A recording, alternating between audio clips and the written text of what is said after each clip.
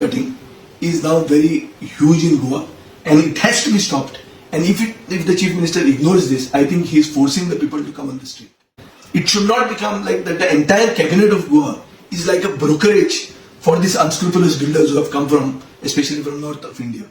The incident yesterday where the Chief Minister refused to meet the people who had come to meet him, who were enraged with the hill cutting that is being done by Bhutani at Sankwal in South Goa. The Chief Minister's refusal to meet them but attend a program that was sponsored by this hill cutting company is shocking.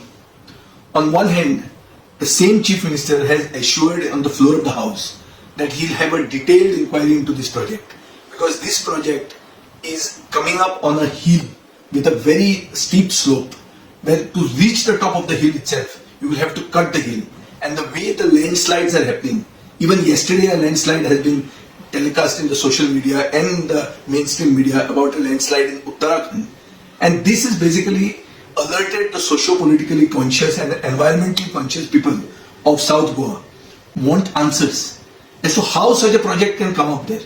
Then there are more irregularities which have come out, that the builder proposes to build in a property which is not even owned by him. The entire property is not owned by him. There are areas which are owned by some other people. Yet there has been a kabza party which is happening in Goa. This is land grab happening in Goa.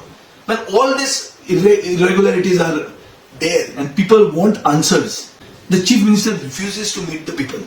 See, the Chief Minister should understand that he is a Chief Minister, maybe elected by the MLAs. Some MLAs whom he has, lifted from the opposition.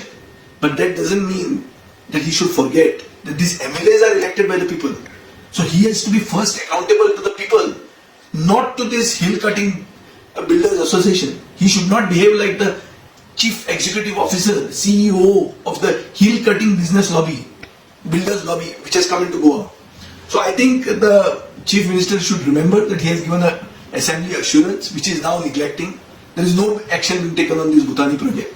Secondly, there are new irregularities which have come out, yet there is no action. The town planning minister has to act on this.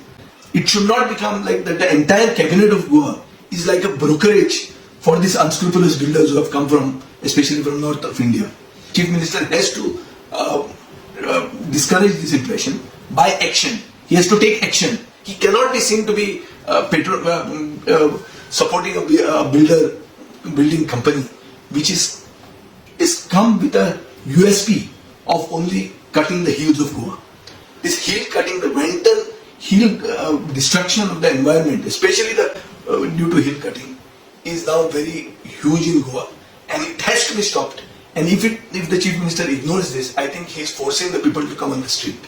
He has to understand that even Suresh Prabhu, former minister, who attended the same function, gave a message outside that Goa's carrying capacity has to be checked. How much can Goa have? And projects which are coming in villages have to have the consent of the people. Be awareness amongst the people as to what is going to come here. Just somebody comes and makes an announcement saying that I am going to give employment will not do. This is a very socio-politically conscious, alert and intelligent electorate of Goa.